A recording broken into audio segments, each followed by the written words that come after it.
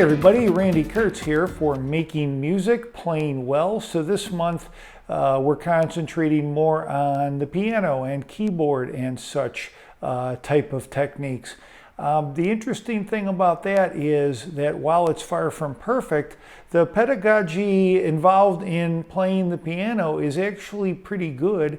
And when you take a lesson as a child or even as an adult, but as a beginner, let's say, there's a strong concentration on things like the seating, sitting at the piano, how much to bend the arms, the elbows, the wrists, etc., etc. So while there are certain injuries that can happen, carpal tunnel, ulnar tunnel, tendinitis certainly are the more common things that could occur from playing the piano or a keyboard type instrument.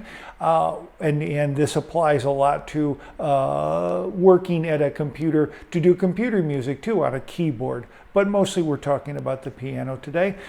Because there's a lot of pedagogy out there involving this, and because, again, the lessons seem to be pretty similar from the start, it's about avoiding injury and avoiding these kind of problems, which in itself is pretty simple to do if you have awareness of what these things may be. The one thing that comes to mind certainly is practice. People will practice for too long of a period of time. I find the ideal amount of time to practice on any instrument, but especially on the piano, as we're talking about today, would be 45 to 50 minutes tops. That allows one to get up, move around, and for the muscles to not set in a certain way while performing these repetitive motions, and that's what causes tendinitis and these type of concerns. Repetitive motion over and over and over again without taking breaks. So make sure you're watching the clock and taking those breaks, and since a typical class or lesson tends to be 45 to 50 minutes, that works out well. So it's really about paying attention to things like that, paying attention to tension that may be in the body. Always good to start out when seated, before getting ready to play, before even setting up your hands, wrists, arms, etc., etc. at the keyboard. Take a deep breath in, lift your shoulders up, and let it out.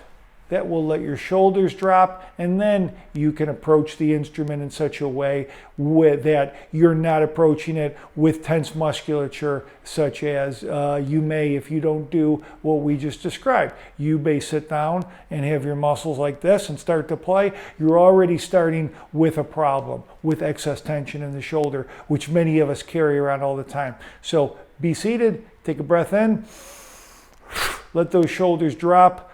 While breathing out, then you can approach the instrument and get ready to play. Don't think about the hassles of everyday life. Focus on what you're about to do. Have awareness of being about to play the instrument and not worried about, am I going to make a mistake? Am I playing right? Is this going to be a good performance? What am I going to do tomorrow? Whatever it might be. Focus on the instrument.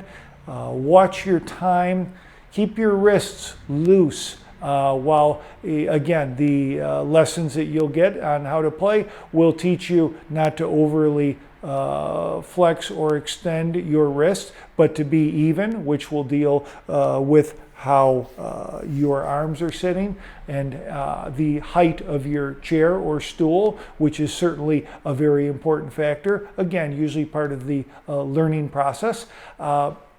You want to make sure that your wrists are loose. So when you let your shoulders down and breathe out, you might want to just kind of shake out your hands a little bit. Nothing fancy, just a little shake like that. We've talked about this kind of thing before in relation to other instruments or just in general. But again, because I feel that basic piano instruction usually will get your technique where it needs to be, we want to avoid overuse and awareness. Simply being loose, being relaxed, as well as having the proper setup with your the way your arms are and the way your wrists are sitting on the keyboard, and also stool height, paramount concern. Otherwise, it's really about awareness. Take your breaks, be loose, and enjoy yourself. Randy Kertz for Playing Well, always a pleasure. See you next month. Hang in there. Thanks. Bye-bye.